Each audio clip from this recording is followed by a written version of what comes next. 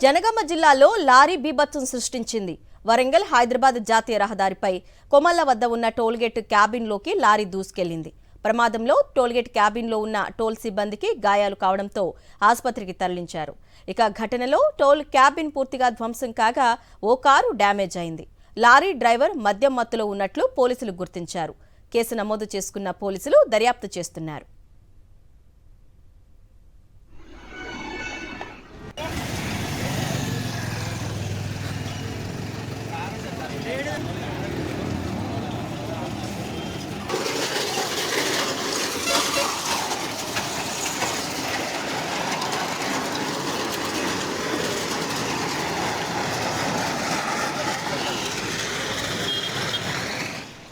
జనగామ జిల్లాలో లారీ సృష్టించినటువంటి బీభత్స దృశ్యాలు మనం స్క్రీన్ మీద చూస్తున్నాము. ఇది వరంగల్ హైదరాబాద్ జాతీయ రహదారి వద్ద కోమల్ల వద్ద ఉన్న టోల్ గేట్ వద్ద జరిగింది.